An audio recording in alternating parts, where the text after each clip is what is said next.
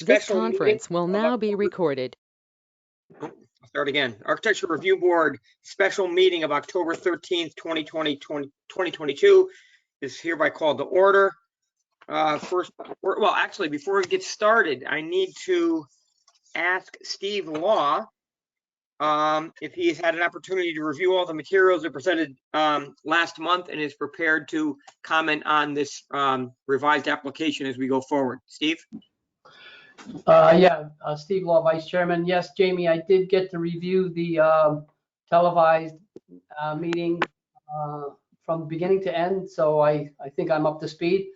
There was a lot of information that we might maybe just rehash a little bit as we get into it. Okay. Well, that being said, then I will officially seat Steve as a member of the quorum for this meeting. First order of business is approval of minutes of the regular September 8th, 2022 meeting. Have commissioners had a chance to review, and is there any comment to those? Steve? No comment. Tom? No comment. All right, and I also have no comment. I don't see, oh, there's John. John, any comment on the meeting minutes from last month? No, I have no comments, and I'll make a motion to accept the minutes of our September meeting as written. Is there a second? Steve Law, all in favor? I'll second it. Say aye. Aye. All opposed? All right, meeting minutes passed unanimously. Next on the agenda is our continued application of 2590 Main Street. Review a petition to zoning commission by James and Diane Colgan for construction of a transit-oriented district apartment complex with 38 residential units and first floor space to include retail and residential units. I believe I heard Mr. Knott say that he was going to start us off. So Attorney Knott, why don't you take the floor, please? Thank you very much, Mr. Chairman. Good evening, Ms. Vasquez, members of the board, Mr. Hibansky. My name is Barry Knott. I'm a lawyer with the firm of Knott & Dunn with offices at 1656 Main Street, Stratford, where I also reside. I'm here this evening on behalf of James and Diane Colgan of 110 Prospect Street, Stamford, Connecticut, who are the owners of this property. Their son, Rob Colgan, is in attendance at this meeting. This is an application for Architectural Review Board approval to construct a transit-oriented development apartment complex containing 38 residential units, which will consist of 34 one-bedroom units and 4 two-bedroom units, with a small amount of first-floor retail space to be known as Temple Court Townhomes. 43 parking spaces are proposed. The property is located in Stratford Civic Center zone on a combined 0.78 acres, 32,000 square feet, located on Main Street across from the town hall, across Temple Court from the United Methodist Church. Now, we were here on September 8th and made a presentation to you. And at that time, questions were raised, issues were discussed, which required additional information to be provided to the board in furtherance of our application. And based upon that additional information being needed, the commission tabled this application and continued the hearing until tonight. Subsequent to that meeting, I met with my client and George Wiles, our architect, and our engineer, and we reviewed the comments and questions that were raised at the September 8th meeting and came up with what I consider to be revisions to the plan, which satisfies all of the concerns that had been raised at the last month's meeting. However, I will not get into that because I'm not an architect. George Wiles is here. He is the architect that designed the plans, and he will submit his comments in response to the issues that were raised at last month's meeting. And I believe that George needs to have presenter status so that he may share his screen with the board. Thank you.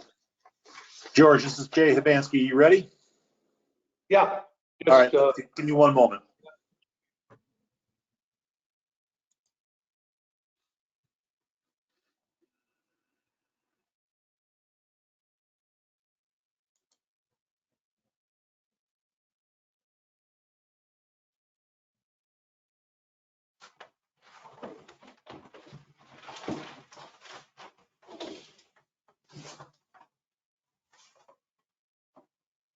Okay, George, you should be all set. You can just share your screen when you're ready. okay. Can we, you see it? Yes. Yes. Okay. All right. So, we were asked to go back and, shoot a couple of photographs and some renderings, showing what would be the context of the development, and we did do that. We took a couple of shots from different locations. This shot is across the street at the intersection. This photograph on the left is the existing, and the photograph on the right is the proposed. Let me see if I can get that a little bit better. So that you can see both of them, because the screen's being taken up by, let me just reshape this guy, and then we'll be able to go from there. All right, okay. So basically can you still see it? Yeah. Yes. Okay. So the photograph on the left is going north, and the photograph on the right is going north also. The addition to the rear of the building cannot be seen because it's behind the existing apartment house that's just south of it. A shot on the left and the right going south on Main Street. The photograph on the left is the existing. The photograph on the right is the new addition superimposed, and you can see a tiny bit of it going south. So those are the contextual photographs. No vision there. Across the street, which would be the most exposed, but most of it is blocked by the church and the existing apartment house to the south. In addition to that, to the east of the project, of course, is the cemetery. And then south of the existing apartment house is the train station parking lot. This is a close-up taken at the same angle that we take a look at from that intersection. And you can see this is a close-up of it, and that's what the new addition is. Basically, the mass building on the right side of the rendering is the existing. On the left side of the rendering is the new addition. It's proposed with brick on the first floor. You asked us to remove a band. We did. You asked us to take a look at screening the area, and we did. And you can see this is a shot, which is a close-up on Main Street, and that's essentially in this particular project. We're going to restore the front entrance to exactly the way it is. Unfortunately, the rendering rendered the railings white when they're really going to be black. We're going to provide an entrance for a small retail space on the left-hand side that enters the lower level. You asked us to do a color board for the materials, and we provided with a photograph of we provided you with a photograph of that, which is a close-up of the materials, hardy plank with a textured finish, which would go here. All the trim will be PVC.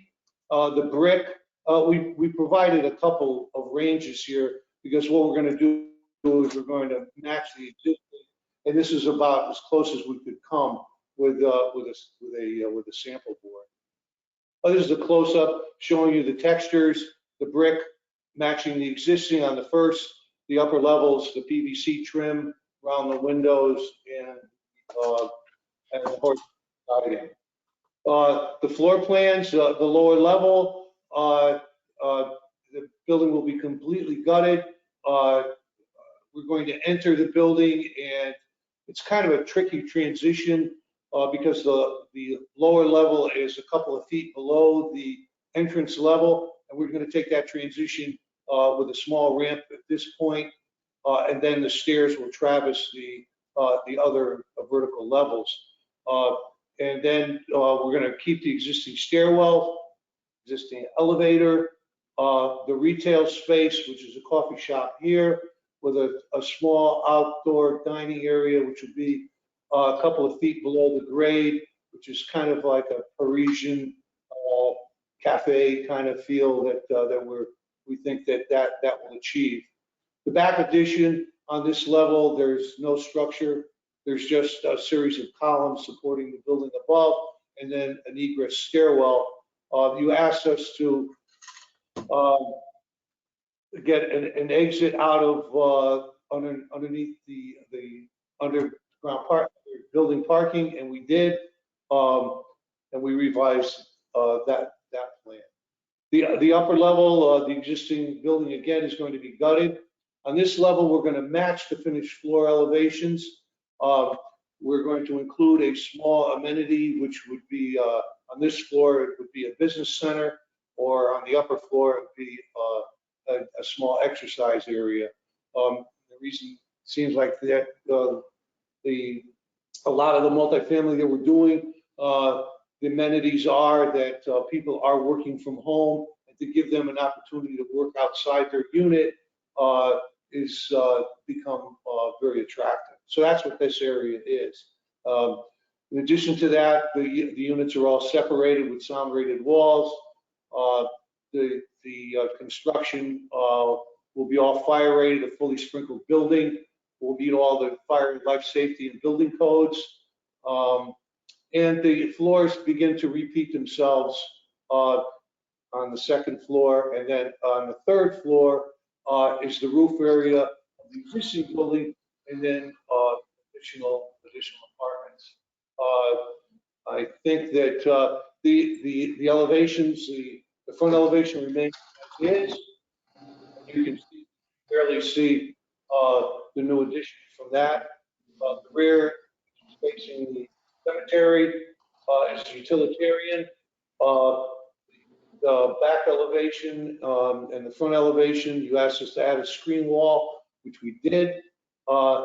The rhythm of the windows match the existing, and the new pick up that same rhythm. We'll be cutting in some new windows into the existing so that they balance with the proposed. Going back to the renderings again, I think that you can see that the visual impact of this addition is, in terms of the neighborhood impact, is minimal. And one thing that it does do is that it retains one of the anchors of Main Street, in that the Masonic Temple still has that very grandiose classical entrance that will remain. The materials are brick, hardy plank horizontal siding, all PVC vinyl AZAC trim, and essentially that's it. It's a pretty straightforward presentation. We can go through some of the numbers quickly.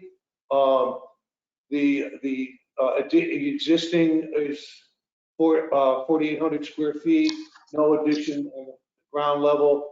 First floor is 48, 6,000 for the new. Same for the upper level. The third floor, there's no existing, but it's 6,900. So we end up with existing 14,600 and 20,000, 21,000 for that. We end up with 41 units. The bedroom mixes and the types are indicated on the plans. And I think that concludes my presentation. If there's any questions, I'd be more than happy to answer them. Okay, thanks, Mr. Wall. So do you want to present anything about site planning and landscaping, et cetera? I don't know if has the landscape, has the site consultant logged on? Yes. Yes, he's there. There's Steve Santacroce from Rose Tizo Architects and Engineers. Okay, go ahead. Yeah. Is there a way to make me present it Jay? so I can share the site plans that I have pulled up? Yep, Yeah. Stephen, just give me one moment here. Okay.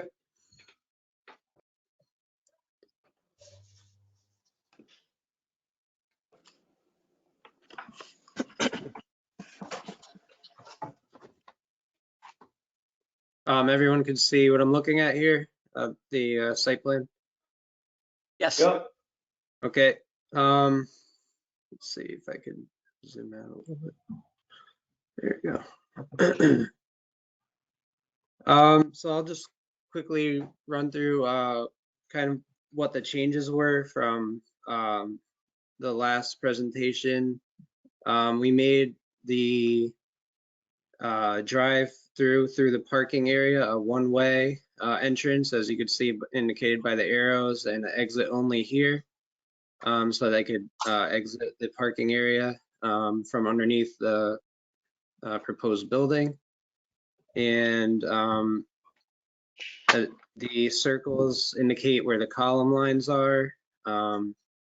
And other than that, we also slightly changed the parking, but you could see we have 6 here, including the accessible spaces, 8 here and 11. And then here is the ramp entrance to the building, and the stairs would be, I believe, in this location here. And we also have called out some site signs, no parking sign, and the exit only sign here. And is there any questions about the site plan, or I'll move on to the landscape plan if not? Well, the big issue regarding the site plan was a question that had been raised by one of the commissioners as to whether the not underground, but grade level parking under the building was one way in and out, or whether the cars using that parking lot had to back out. And the way we had originally designed it, cars entering the parking area under the building had to back out to the rear parking lot. And as a result of the comments made at last month's meeting, we reevaluated that situation and determined that we had proposed 1 or 2 too many parking spaces than that which had been required by the zoning regulations. So as a result of that, we were able to now make this one way in coming from the back of the building where that arrow is shown, and one way out onto Temple Court.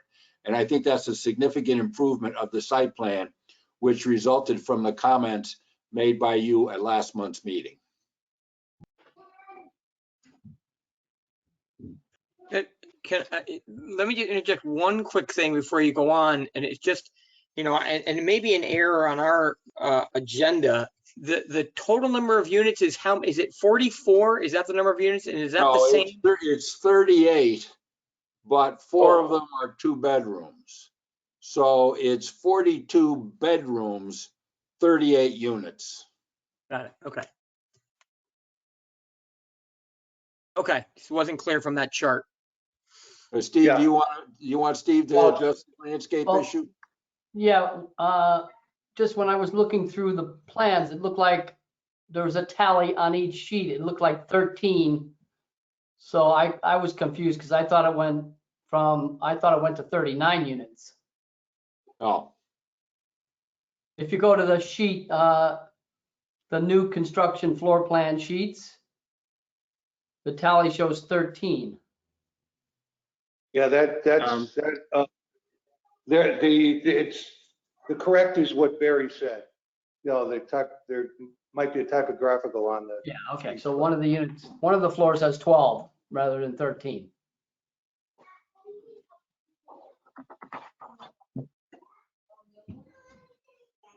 Okay, so I'll move on to the landscape plan, just to quickly run through that and what we changed.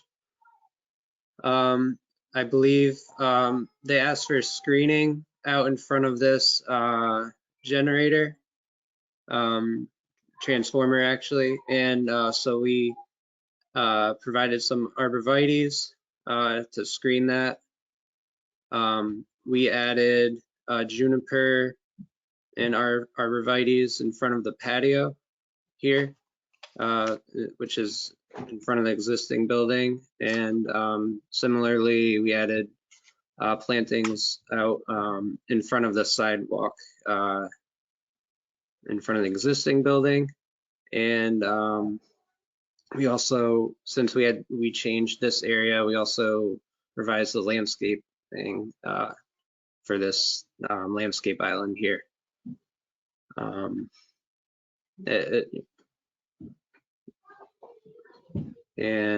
yeah, if there's any questions.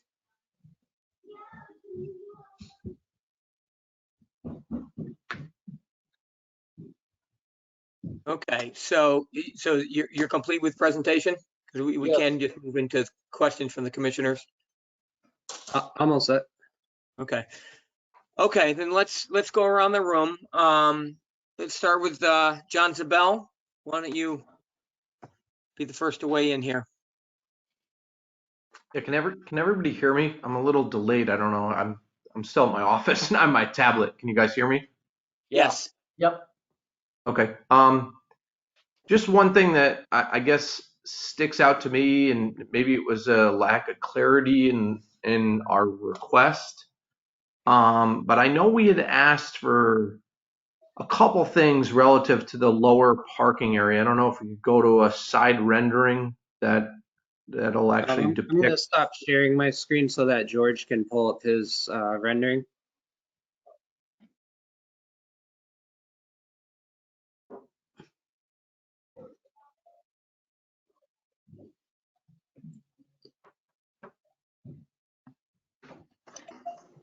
Okay, George, you should be all set.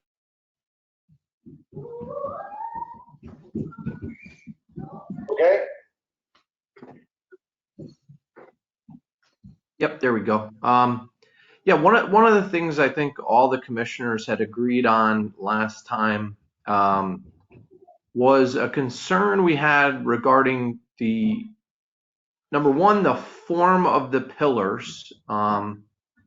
That we had made a comment that it looked like there were stilts and maybe something more cubic in nature would fit in. And then we'd also talked about the potential screening of those poles. I appreciate that you folks have added a screen underneath the building for visual screening of additional cars, but I think at least from my recollection, the point of that was to not only cap the columns, but then almost put a wall underneath the building, separating the parking spots that would directly face Temple Court, and also those further underneath the structure. Again, I'll let the other commissioners opine on that, but that was certainly something I think. Number one was more cubic columns underneath the building, so it didn't appear it was on stilts, with some sort of stone veneer to match the front of the current Masonic building a bit better. And then, at least my recollection was a screen that maybe mirrored that same stone look on the other side of the building. George, could you also, I guess, point out what exactly changed besides that visual screen? I know you had mentioned something about the banding, but Again, I'm not You asked- entirely clear as to what the changes were architecturally other than those that I had mentioned. Yeah, you asked us to, originally we had a horizontal band that matched the rusticated stone on the existing building on the addition, and you asked us to remove that. Okay. You felt that it didn't relate to anything on the existing building, and we removed it. Okay. All right, those are my general comments. Again, there weren't additional substantive changes. I do appreciate the consideration given to the movement of vehicles underneath the building and the associated changes in order to make that happen. But other than that, I mean, the landscaping is as it was depicted last time, which we felt was sufficient. I think the real main thing that I keyed in on, both at looking at the materials and then the presentation tonight, was just the way the substructure underneath the building for parking still appears to stick out to me. And again, I think any sort of stone application to those columns, making them more cubic, and possibly making the screen, what is the material for the screen? Is it metal? Yes, we were thinking about a metal privacy screen that would be aluminum and would be a color that would match the gray rustication of the existing building. Yeah, I think, again, I'll speak for myself, but again, I thought we were looking at something more of a stone separating wall between those, so it would kind of complete the underside of the building and the continuation of the other stonework. Yeah, we did take a look at that. We dropped stone into the model to see what it would look like, and two things became apparent as we reevaluated what you asked us to do. One, it just seemed as though it was forced. It had no relationship to anything else. It just sat there, and it looked like something that was just haphazardly added. Second, the practicality of a wall that has a thickness took away from the parking, the size of the parking stalls, and we just felt that we needed to get a screen wall that had as little thickness to it as possible, but still achieved what the board was after, in that you wanted to screen the parking from the visual from, I guess, Main Street. But as you saw in the other photographs, you really don't see the building from Main Street. I think that, let's see if I can, this is taken from the lawn of the church. Let's see if I can get back. But as you can see from these photographs, first of all, from this view, you don't even see the addition whatsoever.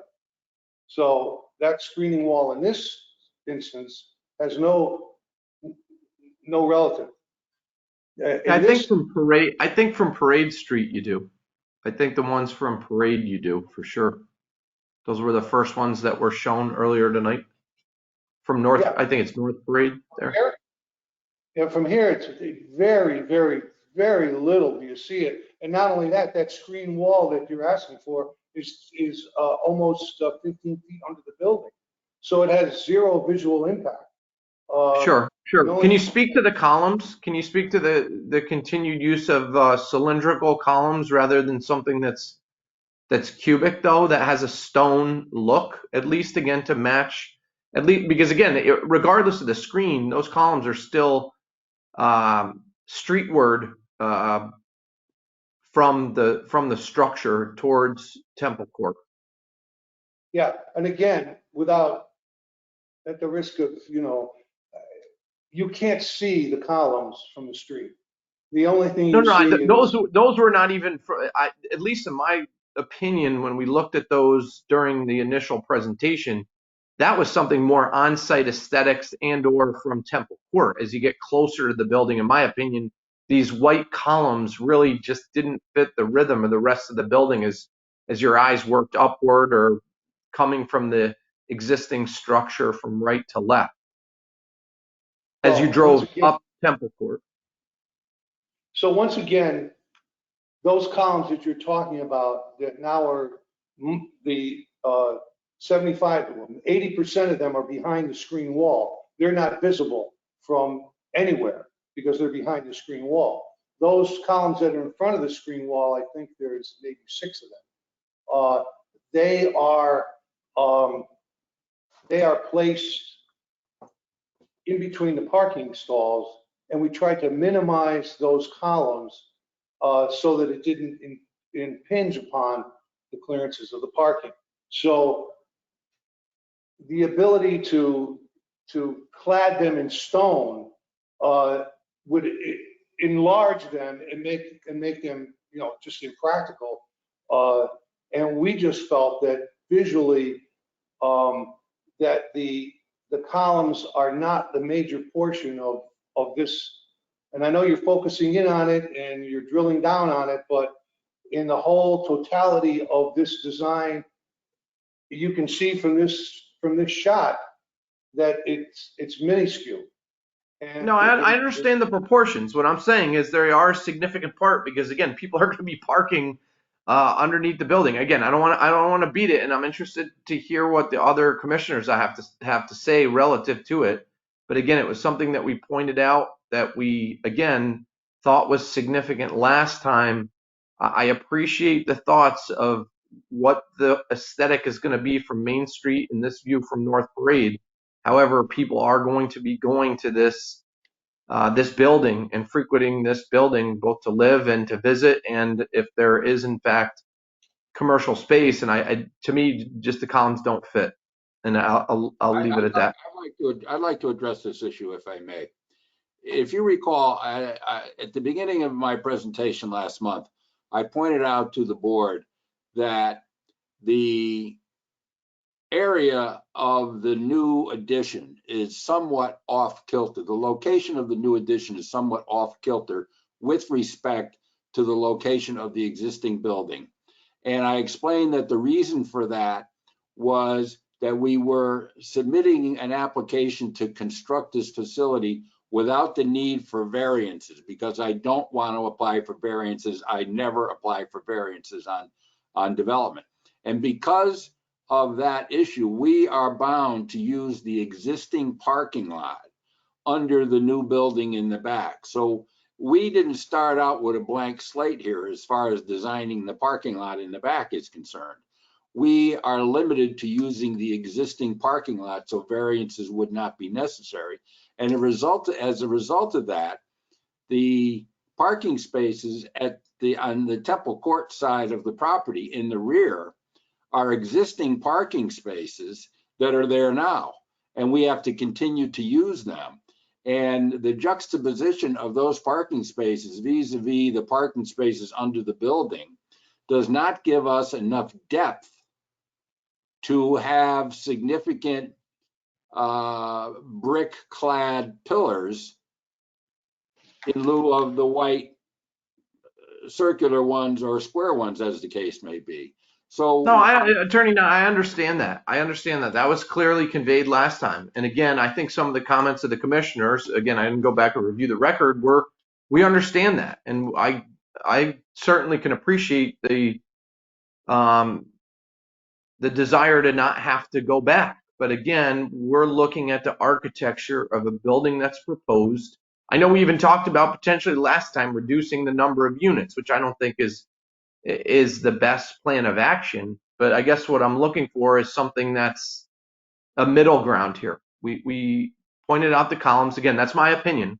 And I think that was one of the first things when I got this package last week was I opened it up and I looked at the renderings and I said, okay, the columns are still white. But again, that's my opinion. We'll vote on it later.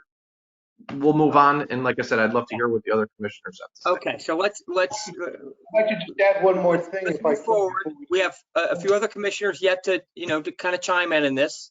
I think, we'll say that it's, constructive, and let's move forward to Tom Sarkowitz, and he's gonna throw his 2 cents into this design. Tom?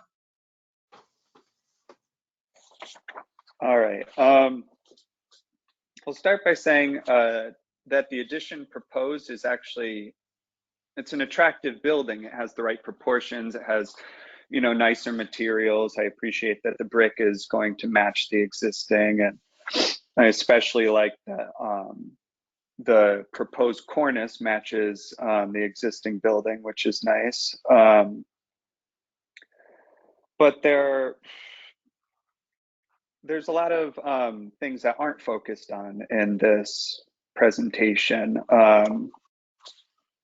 And a lot of it is under, you know, intense scrutiny because it's a Main Street property.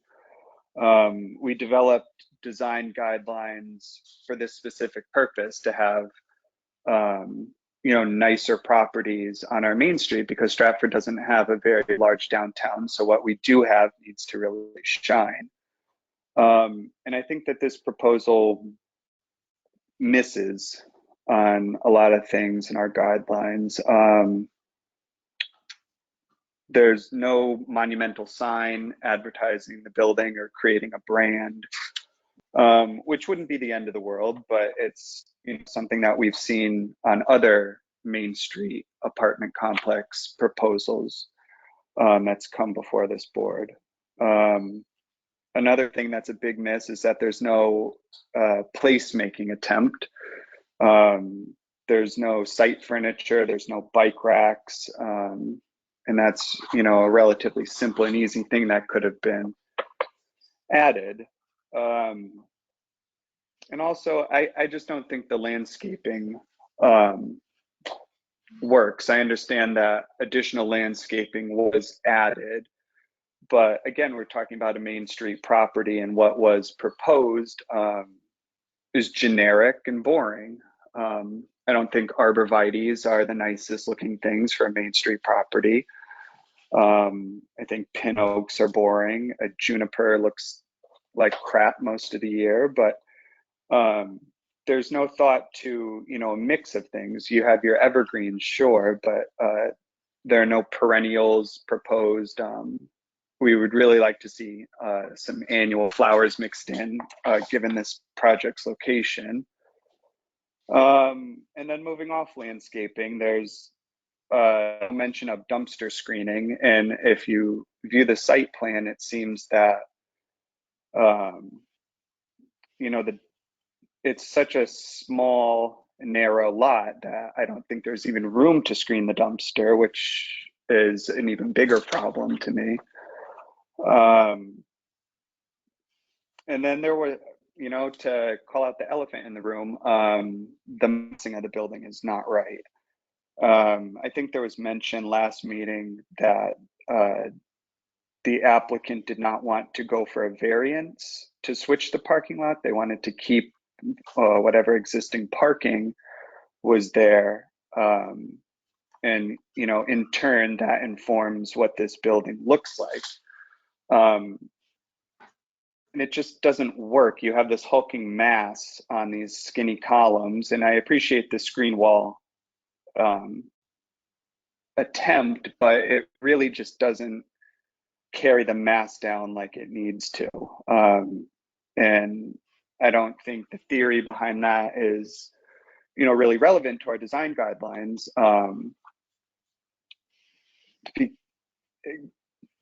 I mean, it's a whole section on our design guidelines is massing, and this misses the mark.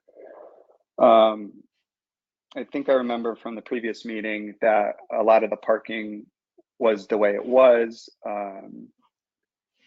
because Temple Court was being treated as a main road, which technically it is. It's really just used as a driveway though. But if we're going off that, you can see this building from the main road. You can see it from Temple Court, which if we're going on that it's a real road, you can see it. So you will be able to see this giant mass, you know, floating on top of the parking. And I just don't see how this can get a favorable review from our board, given such a obvious flaw that can't be corrected as it currently lies. But Jamie, that's my 2 cents.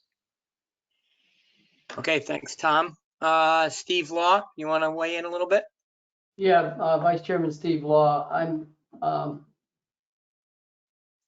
was confused as well. I mean, it's hard to tell from the drawings exactly where the offsets of the massing come down on the columns. So I guess I'm echoing the comments that I heard from last month's meeting and also again tonight from Commissioner Zabel and Commissioner Sarkowitz.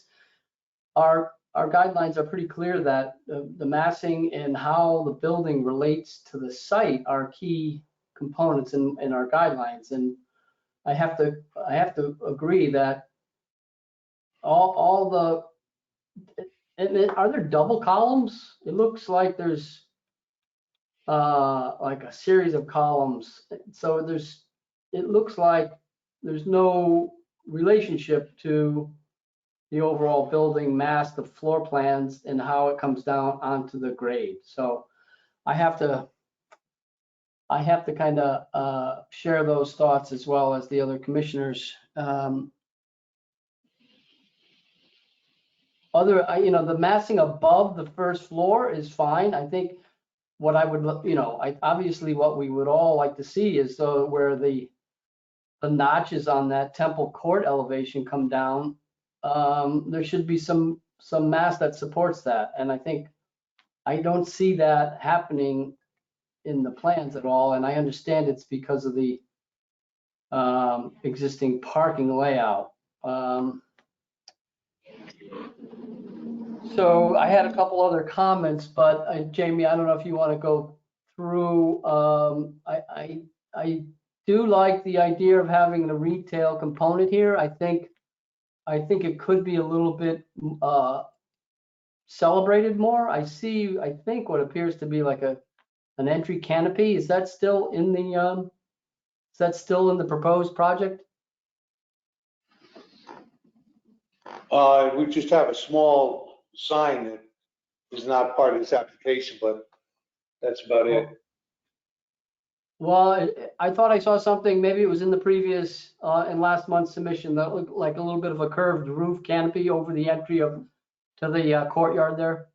Anyway, I think if there's an opportunity to celebrate that plaza and that entry into the coffee shop, that would help in ways of, making a placemaking and getting more of an interactive site relationship with the building.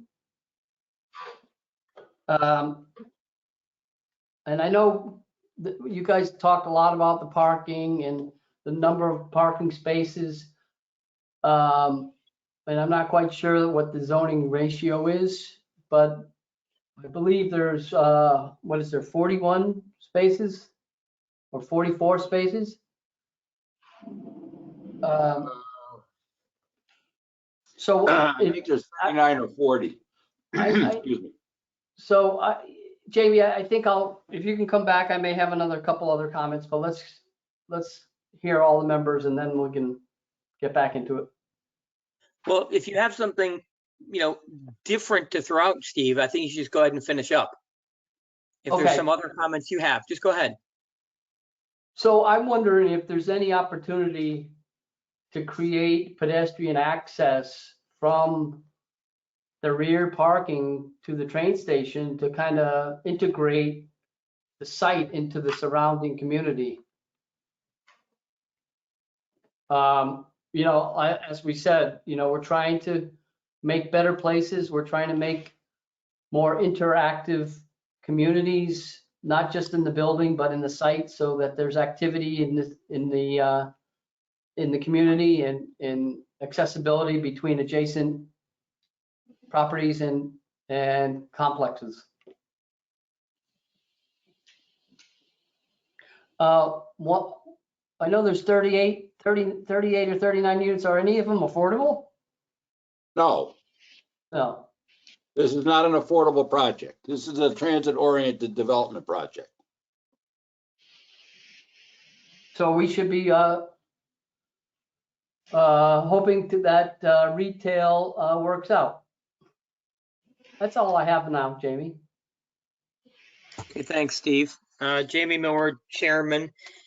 So look, I think I don't really have anything new really to add to this. I really do concur with pretty much all the comments that we've heard. I don't think it's a matter of whether the columns are, what necessarily what the material is. It really is about proportion, and it's unfortunate that you've been, kind of locked in by a parking layout here. And I'm with Steve. I struggle to understand, like, you have double columns and then all of a sudden there's a single column and then further down there's another single column. And I'm not really sure structurally what the rhyme or reason of that is and how it relates to the floors above. Because again, with Steve, I think from that, the living area up, I think all that's fine. And so, I think that you should look again at this. I was just thinking of one thing as I sat here, and I don't mean to try and be specific at all, really. I don't think that's our job, but like those double columns, what would happen if you had a different design concept to this and those were one larger column? Keep in mind, you don't see things straight on in real life. You see things in perspective. So if those double columns were made to be connected as one, however wide that is, 16 or 18 inches. I understand it can't be wider, otherwise it screws up the parking. But if it was 16 by 3 feet and you made a design statement out of that and somehow you could repeat that size, like, again, it feels like even where you have one, you could have two if you wanted to, because they're all on the parking stripes, so I just feel like that there might have been a way to have that mass be held up by something that felt far more substantial than what's there. And I leave it to you guys to kind of figure how that might work. But that was something that went through my head, and I thought I would share. And the rest of it, I agree with, actually, a very good point by Steve. I think, the interconnectedness of this is a transit-oriented development. And the reason it is that it's proximity to the train station. So, like, I'm not even sure back there if there is a way to connect. And I'm not, I understand that there's, a coordination of other properties, perhaps. I'm not really sure, but I think that's the kind of thing that in a TOD project we're looking to try and have happen, and it's kind of looking outside of your own borders, perhaps. And that's, I love the idea of the coffee shop, and if somehow that can be something that gives a little bit more life to Main Street, I love that. You have the little, I assume that I kind of missed it, the little sunken patio. I assume that's associated with the coffee shop. I wasn't really clear who was intended to use the sunken patio. But you kind of have some outdoor space there, and maybe that, if that's really a outside coffee shop, well, there's, we talked about bike racks, we talked about all the things that might, hey, if you're, they're about to, they got the funding for the complete streets, and they're going to make dedicated bikeways up and down Main Street, and the idea being, somewhere down the line, you're going to see pedestrian and bike traffic really increase in that corridor. And so, you can choose to be prepared for that. And it's not really an architectural comment, but it is about the TOD, and it is about our guidelines. So I think all those were good and important comments to make. I question the dumpster too, but that was already been said. I think all of that, no ability to kind of screen up the dumpster, all relates to trying to max out every single possible unit you can using existing parking, and at the expense of a lot of other things. So perhaps the balance here, that pendulum between, look, I understand the finance of it, between a financially stable development and the pendulum goes all the way over to, if it's just all about design. Well, I understand it can't be that, but perhaps that pendulum has swung in a way that we've compromised some things here that we as a commission and as a board aren't feeling great about. And we're gonna have to decide how we make our advisory comments here as we pass them on to zoning. But I would say that that's in general my, oh, and the other part too, I don't know, I just want to address one other part, really to Attorney Knott, and that's, the affordability thing, that gets into the development part of it again as well. But, I know, Stratford is, just like every other town, is trying to get up to that 10% affordability, and so, 38 more units market rate has just set the town back, that much more in their percentages, and so I don't want to get into the cost. I understand all those things, but if you could I'd like dedicate to address that affordability Sure. issue. Stratford is never going to get to the 10%. It's never going to get to the 10%. And here's why. Under the current affordable housing statute, 8-30G, on an affordable housing project, you have to dedicate 30% of the units to affordability. And the definition of affordability is set forth into the statute. I won't go into that with you now. 30% have to be affordable. So for every affordable project that comes in, 30% are going to be affordable, 70% are not going to be affordable. So every affordable housing project is going to put the town farther and farther back on the 10% desirability threshold that you just made reference to. Stratford is never going to make the 10%. Now, I'm telling you that because I represent developers and I've analyzed this for the last 25 years that I've been doing this. Stratford's never going to get to the 10% for the reason that I just explained to you now, unless the whole town goes in the tank and the property values end up going south because of one reason or another. We're never getting there. So forget affordable. It means litigation, it means expense, and I am never going to be involved in affordable housing application. I represent too many people in this town already that who would be alienated by my doing so. As far as Temple Court being a main street is concerned, you got this building on the right, you got the church on the left, you got the cemetery in the back. The church is only functioning on Sundays. This building has been more or less non-functional for the last 10 years. I've lived in this town since 1950. I have never been down Temple Court in my life. So, I mean, Temple Court isn't going to be getting any action. This is, I got to tell you, fellas, this is really, in my opinion, much ado about nothing. This is the smallest transit-oriented development project that has ever come before this town. There are no residential properties affected by it, other than the people who are sleeping in Union Cemetery. And as far as this pedestrian walkway across the back of the property, this site is located within 500 feet of the train station and is downhill from here to the train station on the sidewalks on Main Street. In order to put a pedestrian access across the back, we would have to get an easement from the Camelot apartment properties next door, which they may or may not give us. Well, I'm not even going to ask them for it because you don't need a pedestrian walkway across the back of the property. You're 500 feet downhill to the railroad station from the front of this property. I mean, come on, fellas.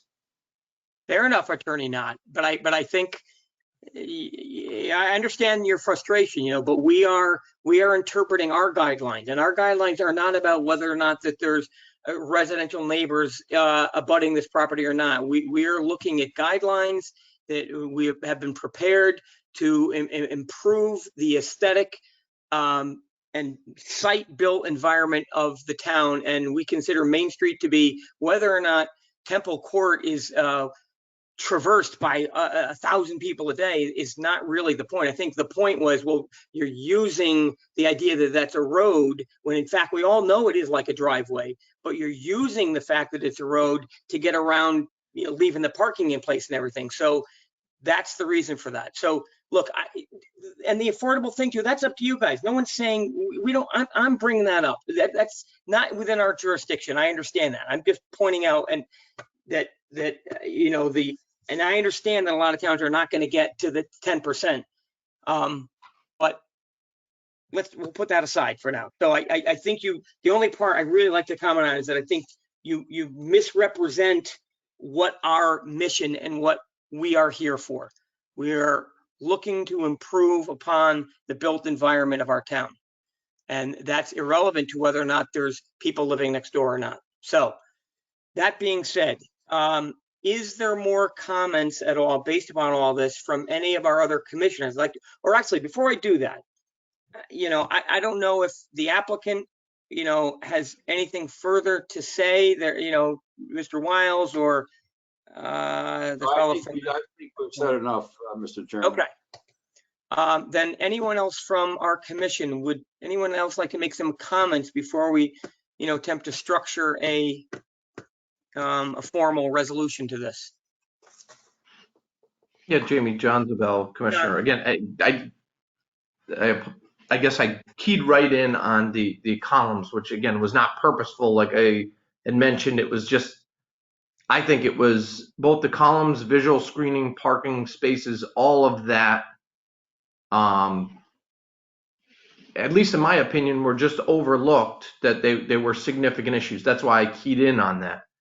I guess I'll make the same statement I think I did as the last time, is form follows function. And in this case, we're taking function, which is how many units, and we're trying to develop the form to it, which you said earlier and Tom put forth. And I think all of us in one shape, form or another have alluded that tonight. We're using the function of this many units and trying to fit the form of the building to match that. And I don't think that speaks to our guidelines.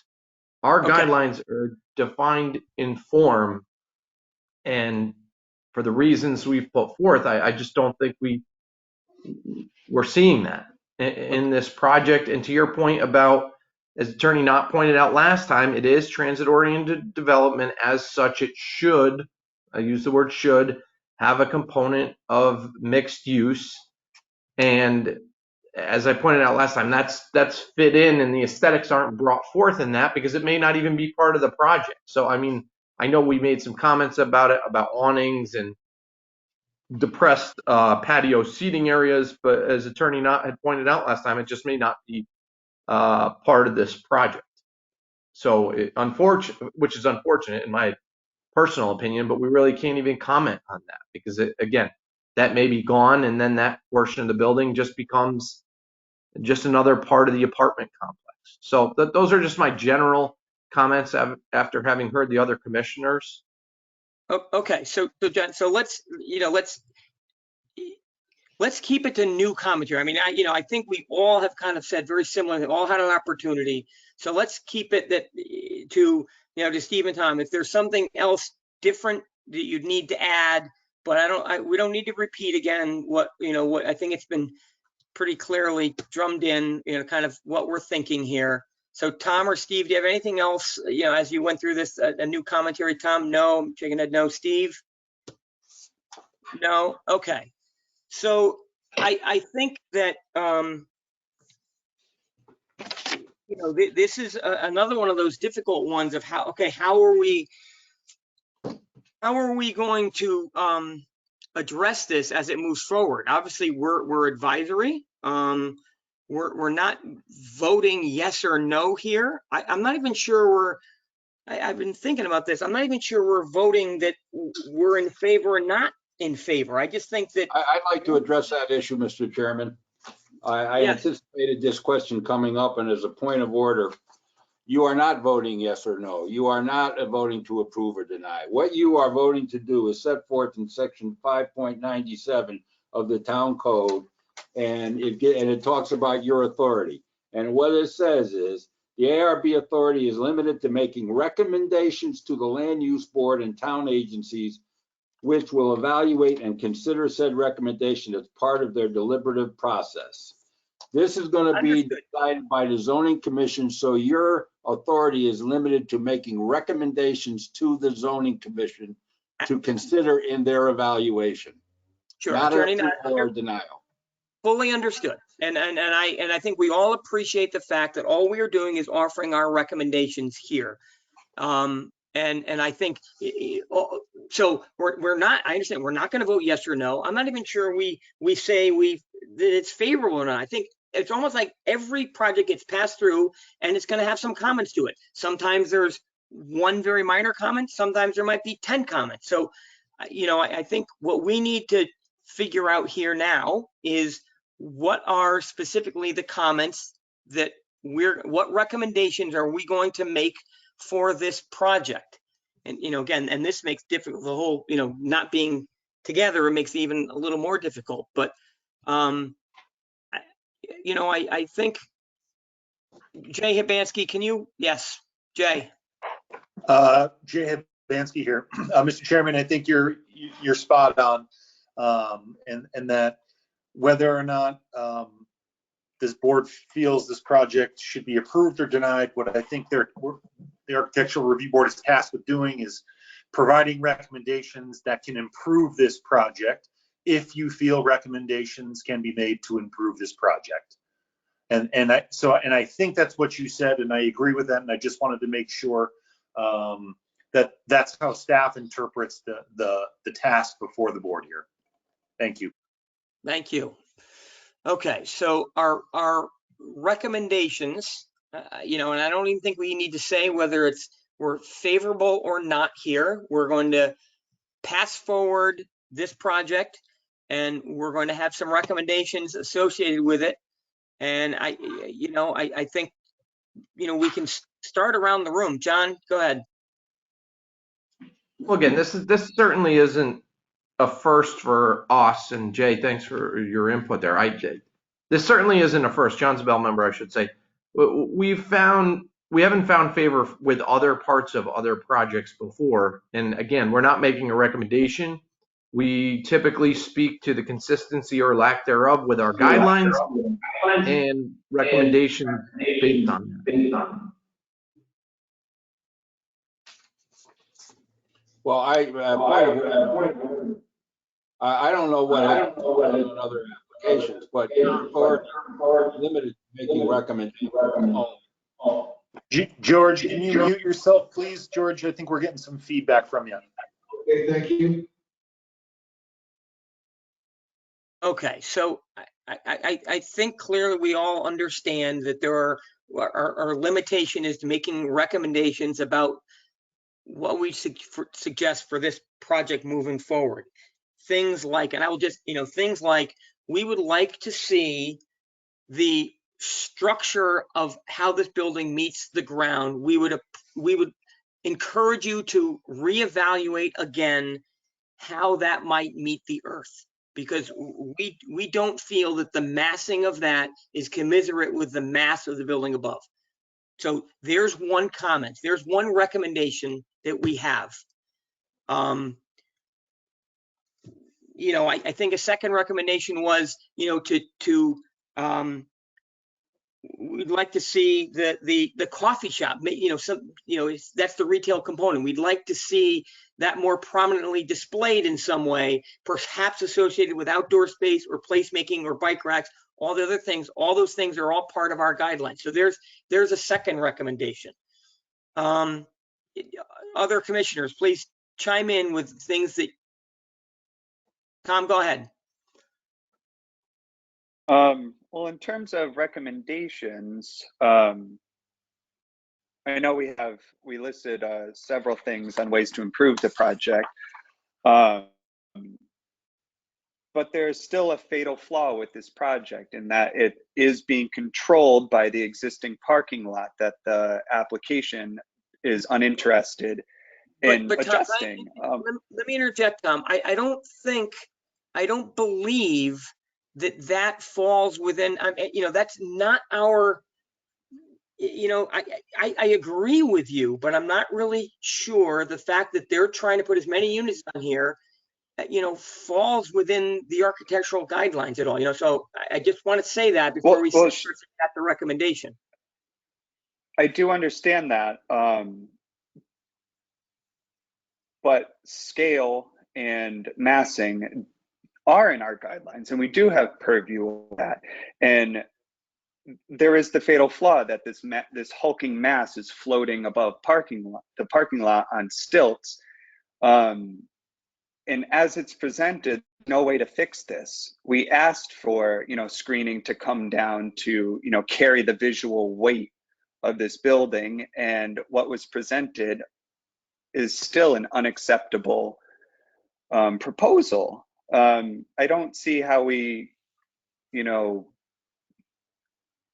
asked for other positive improvements on the project when we have this, elephant in the room with this floating mass that just can't be corrected. And I don't see the merit in pushing this project forward without a negative review and negative recommendation. It isn't working. There are lots of things that aren't working, but this isn't working, and it can't be changed as presented. You do not have the authority to make a negative recommendation. You do not have the authority to make a negative recommendation. Okay, Jay, can you, I saw your hand up, Jay. Yeah, Jay Hibansky. Thank you, Mr. Chairman. I think from what I'm hearing from Tom and maybe other commissioners, but I think that you might be able to make recommendations that, and Jamie, I heard you say this too, to reevaluate how the structure of the building meets the grade or the grade level of the parking structure, and almost leave it at that. And my thought process is, and maybe you can articulate it further, but is that, and if the applicant needs to lose units in order to make that happen, then that's for the zoning commission to make that determination at that point. And it doesn't necessarily have to be articulated by the architectural review board. It's possible that the zoning commission says, yeah, you know what, that is a non-negotiable. That massing does need to come down to the ground, and the applicant, I'm sorry, whether you like it or not, you're going to have to lose some units and maybe give up some parking. They may disagree with that, but I think that you're fulfilling your duty by at least making those recommendations, and what the outfall might be, that gets negotiated at the zoning commission meeting as well. Jamie Miller, Chair. So I agree with that, Jay, and I think perhaps adding on to my first recommendation, really there's a couple choices. You can kind of increase the massing of what meets the ground so that it's proportional to what's above, or you can reduce the mass of what's above, and perhaps those columns, the columns will be about the right size. That you take that, so that's an architectural comment. There's one way or the other. The second one might involve less units if you're going to make the mass of the building smaller. That might be the case. So that's one way to look at it. So perhaps my recommendation is to evaluate how it meets the ground, but also evaluate the mass of the building so it can be made proportional to how it meets the ground. Tom? Since this is our second time reviewing this, then I would like to make the recommendation that the building mass must meet the ground. What that does to parking or zoning, what have you, is, I guess, not part of our purview, but the visual mass must meet the ground on this project. Yeah, I understand. That is within your authority to do. That is within your authority. Well, we can. Interesting. Thank you, Attorney Knott, because I would have said it's just language, I guess, but I'm not sure we have the authority to say must. That's how I would view it. I mean, we have the authority to make recommendations. Must implies to me some kind of requirement. Jay, please. Yeah, and I'm not here to put words in anyone's mouth. I'm just trying to help you guys kind of get to where Yes. maybe you might feel comfortable with. And it's, maybe the building mass, it's strongly encouraged that all building mass meets the ground.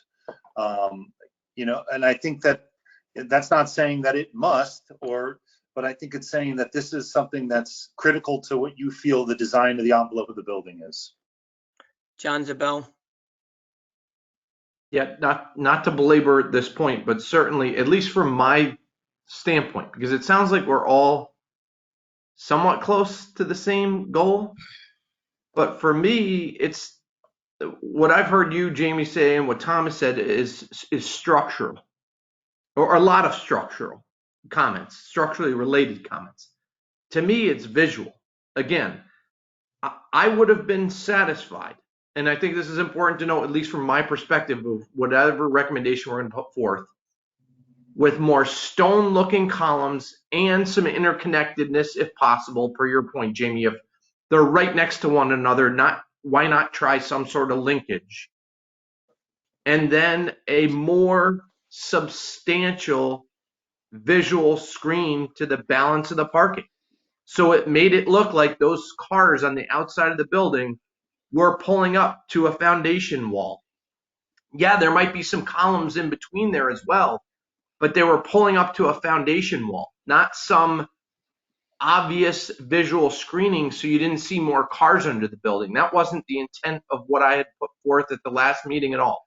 I wanted something to look like a foundation wall carried from Main Street all the way down through. So as you're driving up Temple Court, street, driveway, what have you, the visual aesthetics of the massing were solid foundation all the way through, first floor, second floor, third floor, and then, yeah, maybe some columns still being visible from Temple, but they at least aesthetically matched the balance of the building. So I think we're close, but that's my opinion. It's not necessarily, doesn't have to be done structurally. If it could be done visually some way, I don't want the zoning commission to think massing meets the ground means, okay, we got to bring the whole entire building down to ground level structurally. I just wanted that I think that was point of the clarification. intent. Tom, you have? Well, I mean, I know we're harping on this, but I'd like to remind the commission that this is the second time we've reviewed this project. And the first time we strongly encouraged that the visual massing was carried through to the ground level. And this is the second time we've seen it, and it still isn't correct. I'm afraid if our language is not strong to zoning, this project will skate on by as it's proposed to us, which would be, fly in the face of our design guidelines. Agreed, Tom. And I think our language, you can and will be strong. I think all of us feel that way. Steve, you've been a little silent here. Would you like to throw your 2 cents into the ring here? Well, I know I forget, somebody said it's all about language, it's semantics. I think we're all agreeing that the upper part of the structure needs to relate to the site better. And to John's point, I don't know if I agree totally, but I think I understand what he's saying is he wants to have, and correct me if I'm wrong, John, but you're thinking that we need to have some kind of solid foundation wall along that whole length. I just think the important thing is making sure that the mass of the upper structure is brought down proportionally and relates to the site somehow, by making columns bigger, making columns pilasters or buttress, some kind of engaged column on a wall that relates to the massing above. Maybe it's not a full screening, but maybe it's more than just the slender columns. Yeah. I don't know. Okay. Yeah, I just want to see a rhythm from the street. Like I said, a continuous foundation. They've attempted to do so at the rear portion and connected it to the front. It just fails as we get down to that ground level. Yeah, but John, to me, I'm not sure that look, I'm not trying to put words in your mouth, because I agree with you theoretically, but I don't think we need to say whether it's a full foundation or not. I think the idea that the mass above has to come out of the ground, because there's plenty of examples of great buildings with proportionally large enough columns, which are very successful. So I don't think we need to say that there's a foundation wall at all there. That I just think, and I think, we can go back and have Jay, kind of put out what he had said before. I think the idea of the proportion of the massing meeting the ground, however that's achieved. We're not designing it here. All we're doing is making a recommendation of how we think it might meet the regulations. And so, look, we can go on and on about this, and I think I almost feel like it's enough, and so let's word this in a strong enough way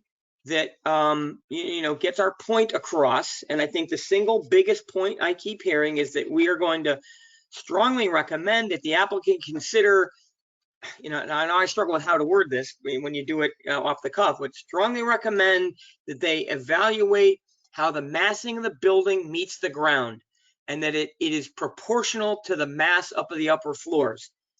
Conversely, they also can consider reducing the mass of the areas on the upper floors to help, so then you don't need as much mass on the lower floors. It's just the balance. That's what we're looking for, of the balance of the upper floors and how it meets the ground. That was long-winded, and so we need, I'm sure, make that a little more concise. Jay? I'll throw it out there. I'll throw out a note that I had, what I thought I heard from Tom and John and Jamie and maybe a little bit of everybody. As building mass is critical to the Architectural Review Board's design guidelines, the proposed building mass is strongly encouraged to meet the ground in a way that the upper and lower sections of the structure are proportional, and then in parentheses, examples, enlarged columns, appropriate or screen. I wasn't sure if I heard lattice or screening, or you all might be able to provide better examples. I'm not sure if that suggestion helps you all. Well, that was good. I mean, where does everybody feel about what he just said there? I mean, I think that was pretty appropriate. Tom? I like Jay's recommendation, or his words. I think he nailed it. But I'd like to iron it out to say that the ground floor carries the visual cues of the second and third floor. I think that's helpful, just in terms of, wording. Okay. So we can add that to what you had said, Jay. Now, so one more time, Tom, so that the ground floor carries the visual cues from the floors above. Visual cues from floors above. Okay. All right. So we're going to come back to that. So, what other important recommendations do we want to make here? I had thrown out about the retail component, but John, something Can we else? add again?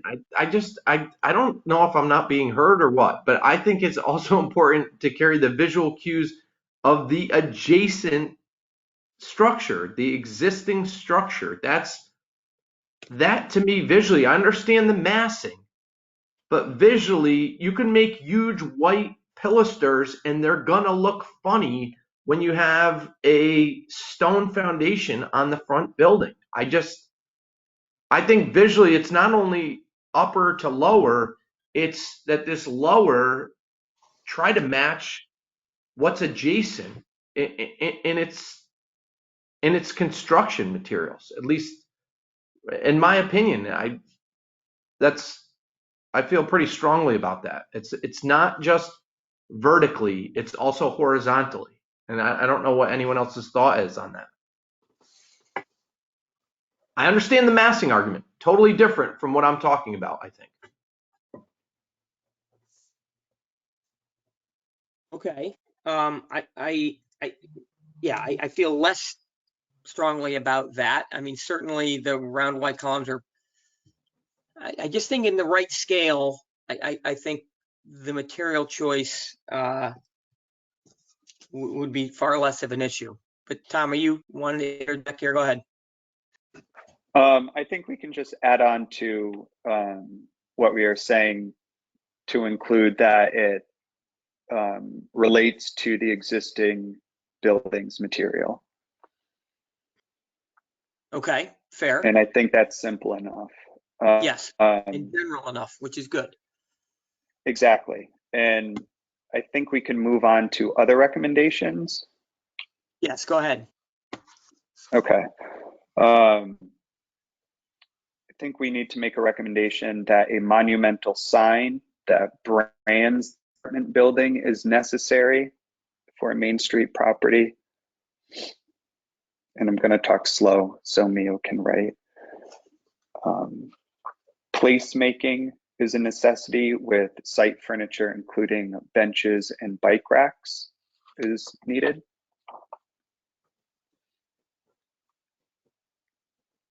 Enhanced landscaping is required for a Main Street property, including mulched beds with a mix of evergreen shrubs, perennials, and annual flowers.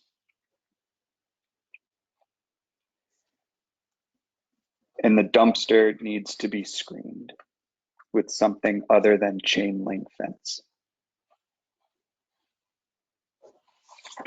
Thank And you, those are my Tom. recommendations. Yep. Is there any, John or Steve, is there any other recommendation? Steve, are you, go ahead. No, I'm just agreeing with Tom's final comments. Well Okay. put. Yes, agreed. And do we have in there, Mio, do we have anything about kind of playing up the retail, the coffee shop component? Did we kind of Yeah, blurted around Mr. the Chairman, beginning? I have something here that said maybe the coffee shop should be more prominently displayed by embracing a placemaking theme, or you may have another way that you may want to word that.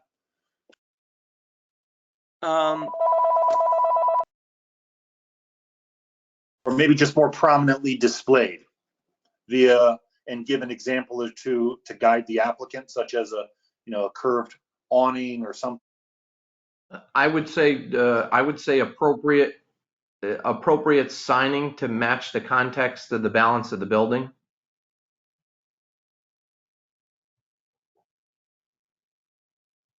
Okay. Mio, did you catch that too? The signage. Yes, and I also, I'm not sure or awning. someone said this, but I would say both, Jay, both some sort of architectural feature to draw interest, but also appropriate signing to match the context of the rest of the building. Got it. Thank you. Okay. Are there any other recommendations that we feel should be included for this project? Okay. So Mio, are you all set? Do you think you have all that? Because I can't really hear you. You're not coming through when you speak. oh, I haven't really spoken a lot. Oh. No, I know, but I thought you were starting to before and. Oh, no, but Jay got it. Jay got it. Okay. Yeah, that was because I cut her off. Sorry, Mio. So that being said, we kind of need to make an official vote to this. I don't know if we have to go back and read them all through again, or can we just say, do I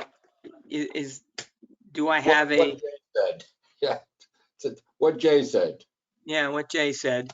I can quickly read through what I have, and then you all can vote on that, just so you all are clear. Okay, go ahead. Okay, so we have, and these are just kind of the abbreviated. I'll word them a little bit nicer. The Architectural Review Board recommends that the applicant explore creating a pedestrian access from the rear of the building to the train station. The applicant should consider screening the dumpster enclosure with material other than chain link. The applicant shall consider including bike racks, site furniture, and other place-making features on site. The applicant shall enhance landscaping to be more appropriate to be displayed on Main Street. Let's see, the applicant the coffee shop shall be more prominently displayed through signage and other architectural features that relate to the rest of the building. Next point, as building mass is critical to the Architectural Review Board's guidelines, building mass is strongly encouraged to meet the ground, carrying the visual cues from the floors above and relate to the existing building materials. Last, a monument sign should be considered, is strongly considered for the Architectural Review Board's design guidelines. That's all I have. Okay, I think that covered it. Do I have a motion? Tom? I'd like to make a motion to accept our recommendation. Do I have a second? John Zabel, second. Yeah, I'll second the motion to provide those recommendations as outlined by Jay to the zoning commission. All in favor? Raise your right Aye. hand. Aye. Aye. Okay, passed unanimously. To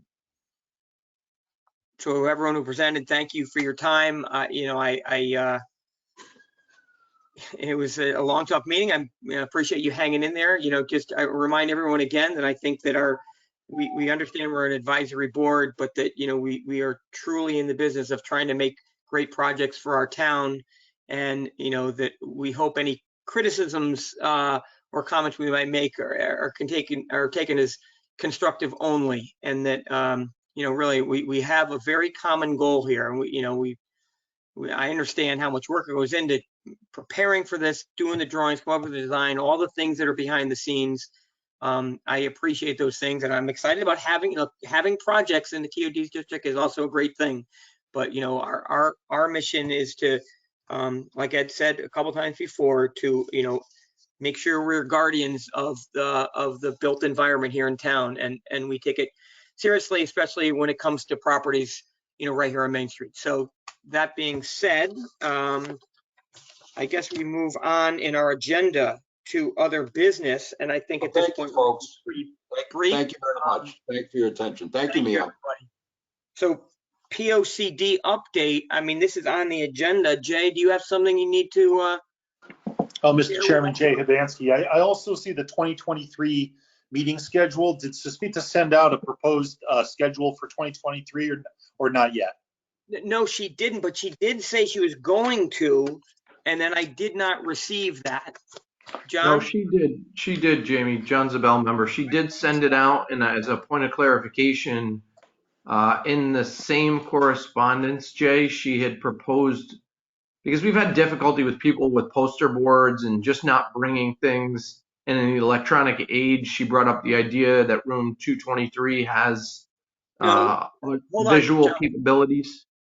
But no ability to I had a long conversation with her about that part, and we decided that the audio to be able to record easily only happens in council chamber. So what we'd suggested we're going to do from now on is we would stay up on the dais, but invite the presenters into the pit so that they're closer to us. She was pretty sure we can get the microphone at the podium to stretch into there, so it'll keep in a smaller environment, but she felt we kind of thought that it would be best to keep it where it was easily recorded. Okay, that wasn't in her last email. Was the whole idea of the change? But I tell you, I must have missed it because I didn't remember seeing the meeting date. So if we have those, Jay, is that something we need to vote on today, or can it wait till next month?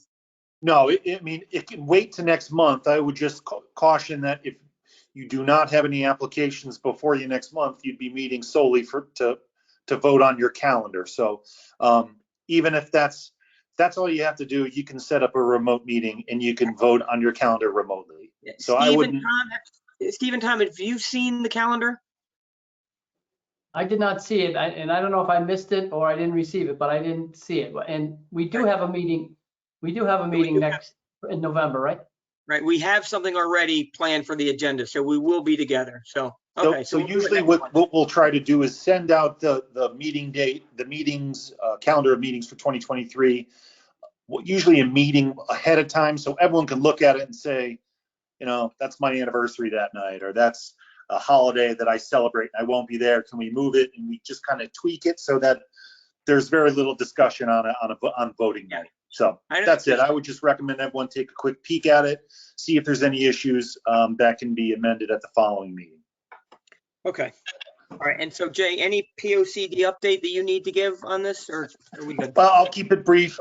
Tonight we're having Susmita is staffing our third and final resident workshop. We do have an additional community outreach event that's strictly geared towards our older residents at the Baldwin Center during lunchtime when it's the busiest time of day, because we felt that, you know, some of the evening meetings might be tougher for some of our older residents to attend. So we do have one set up just for our older residents, but tonight is what we anticipate to be the final major workshop. And once we have time to kind of gather and synthesize a lot of the data that we've gotten from the one at the Bird's Eye Center and the one at Booth Park, and then the one tonight, our consultant will be reaching out and discussing getting feedback from all of our boards and commissions, this board, Economic Development Commission, Redevelopment Agency, Waterfront Harbor Management, all the different boards and commissions, to make sure that we kind of are getting the most robust feedback that we can possibly get, not only from the residents, but those who are kind of hardwired into what's going on here in town. Yeah, that's kind of the next couple months. And for anyone that's had an opportunity to either attend a workshop or take the survey, which if you haven't, takes about 10 to 15 minutes. Strongly encourage you do that. That's super helpful to us. And yeah, thank you to everyone for getting the word out for us. We appreciate it. Okay. So is there any other business? Which I'm thinking not. Is that, Do Jay, I is that, have a is motion? that survey online? It is. So if you go to the planning and zoning webpage, you'll see a link to we have a specific webpage specifically set up just for the POCD. It has images and kind of some overview of all the workshops, as well as links to different public participation tools that we have, including the survey. Great, thank you. Thank you. Okay, is there a motion? We have a motion to adjourn. Tom, I'd like to make a motion to adjourn. your second. Steve Second. Law. All in favor? Aye. Aye.